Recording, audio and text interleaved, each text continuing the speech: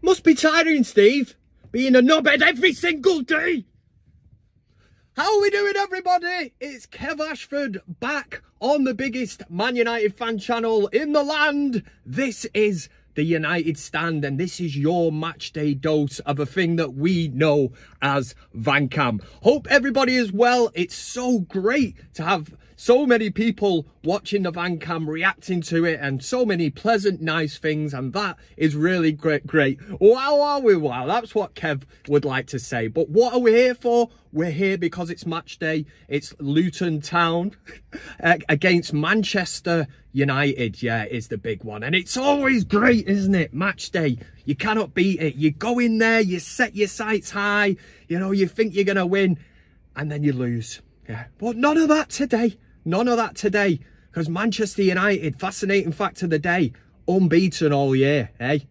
Yeah, I know it's only February. It is only February. I certainly don't want to get too carried away. But if we look at the past game, which was Aston Villa, some people trying to refer to it as smash and grab, you know, do one, yeah, not bad. Smash and grab my ass, you know. Yes, we played large parts of that second half against Aston Villa where it looked like the game could have swung either way. But this was a pivotal moment in what could be the chase for top four, because prior to that game we are 8 points off top four. If we lost it, you know, we go to what, 11 points off the top four at this stage of the season in February. We wouldn't have been coming back from that. To get that goal, Scott McTominay, Scott McTominay. Sorry for that. That was awful. Yeah, really bad. But Scott McTominay comes on, cameo role, so many important goals this season. And he springs up at the end, couple of minutes left. We had to play out the last sort of 9 minutes, which is pretty much the standard thing these days, isn't it? Throw 9 minutes on, mate. Let's have another 9 minutes of football. It's not great when you're trying to grab, you know, hold on to a 2-1 lead. But we did the business, and that reduces the deficit now to 5 points. And that's what we are looking at as Manchester United fans. Yes, of course, we don't want to be in this position. You know, we'll go to the Arsenal days, you know, where they got top four on the final day of the season. Hey, get the bus revved up. The open top bus comes out. You know, they're all around North London forever, top four champions. Doesn't work like that. And that's because at Manchester United, standards have slipped, and we can look. Would it be an achievement? It would certainly. I would go as far as to say a top four finish would keep Eric Ten Hag in a job, and that, in that sense, it's absolutely huge. We still have the FA Cup to look forward to as well, which is big. But other news coming out, I mean, it just seems to be one thing after another. I still cannot believe that Ineos, you know, Sir Jim Ratcliffe, haven't even got the keys to the kingdom yet at Manchester United. And yes, it's 25%. It is a start. But now, obviously, Omar Barada has come in from Manchester City. You know, City, the setup there is, and it pains me to say it, you know, they have a brilliant setup. They do everything right, apart from the 115 charges. But you know what I mean. You know, Barada would have been a huge sort of person in that worked in the background to do with transfers and that. So yeah, again, the 115, the 115 charges, we'll put that to one side. We don't want any of that, Manchester United, Mr. Barada. Don't be bringing that here.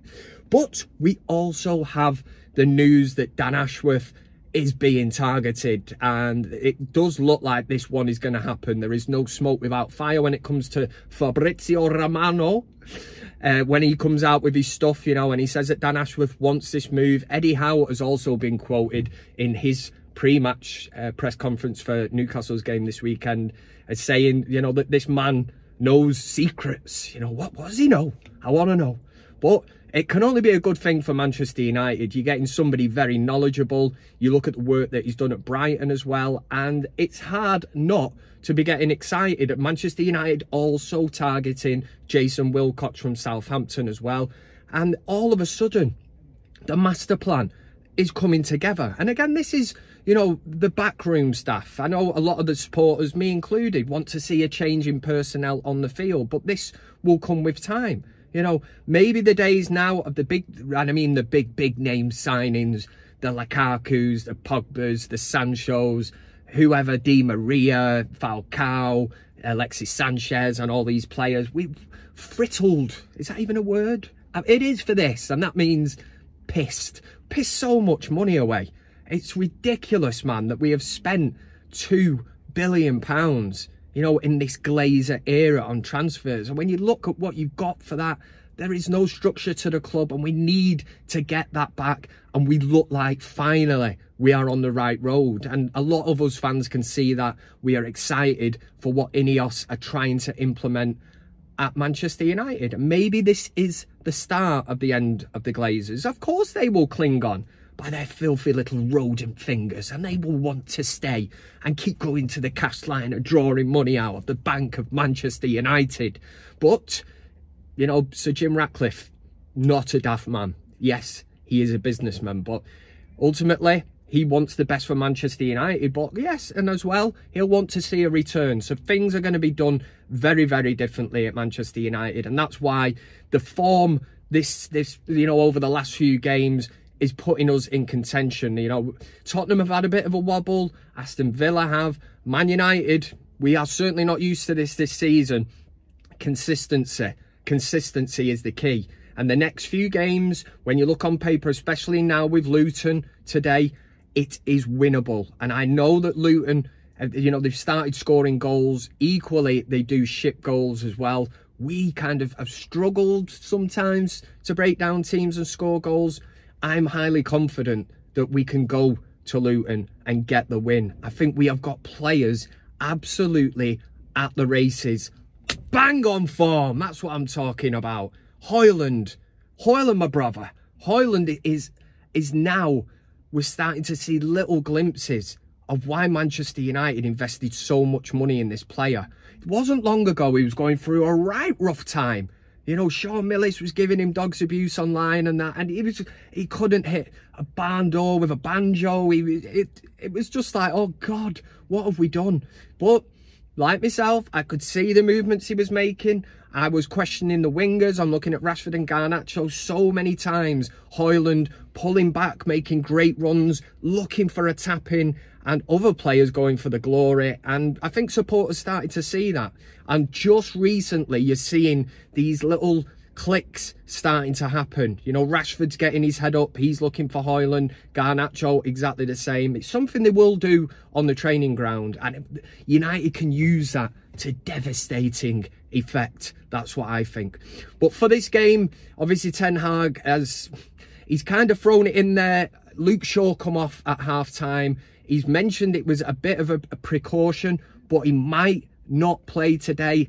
I'd like to think that that precaution has paid off and Luke Shaw will start today, because the last thing I want to see, unlike yourself, is Victor Lindelof at left back, because that put the absolute fear of God into Kev. And yes, you know, Leon Bailey will put the fear of God into a lot of left backs, but Victor Lindelof is not a left back. And there's questions to be asked on that sense as well. Reguilon was let go, obviously went back to Tottenham, loaned out to Brentford, and you think if you'd have just kept him in the camp, Reguilon was all right. At least he's a left back. Malacia has been injured. You know, I've kind of given up on him. Well, I'm not giving up on him, you know what I mean? But it's just like, well, when's he coming back? You know, what is up with him? Exactly the same as Mason Mount and that. But the big question, make sure you get your score predictions. Anything else you want to throw in? Are you excited about Ineos? Are you, as Sir Jim already kind of turned you? Because I know a lot of you would have been thinking, I want the full buyout, we want the Glazers gone, but this could be part of a strategic plan to get rid of the filthy rodents who are the Glazers. I'm confident for today. Of course I am. I sit in this van every single week and fill you lot with confidence. It's your match day content. It gives you the buzz to, you know, go on, enjoy the rest of your day, and hopefully stay here on the United Stand for all your content and match day exclusive news, team news, the absolute dog's bollocks of YouTube. That's what we are here at the United Stand. But the big one for me, and there will be people like Ricky who will be saying that Scott McTominay should be starting this. I thought it was a great cameo, Scott McTominay coming on. My only issue with Scott McTominay is, yes, he scored very important goals. I've seen if you take him out, the goals that he scored out the team, United would be 12, no doubt. But them goals that he has scored, a lot of them have come when Manchester United have introduced him into certain games that we are chasing. We're looking for a goal. It was a brilliant goal against Aston Villa. And he can be a game changer if you're looking for a goal. My only issue is with Scott McTominay is a bit like a tortoise. You know, he will go into hibernation for long parts, but when he comes out and that little head comes out the shell, you know, heads the ball in against Aston Villa, it's great to see. You know, I like tortoises. Scott McTortoise, that's one. Anyway, it's time up for Kev. It's time to get ready for Manchester United against Luton, or Luton against Manchester United if you know, a bit funny about things like that. Get it the right way around. There'll always be somebody in the comment section, Kev, you said it the wrong way around.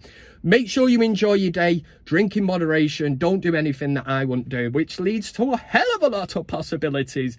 But thank you all, and thank you for the love that is being shown here for the Van Camp. It's great to see. Getting all emotional, man.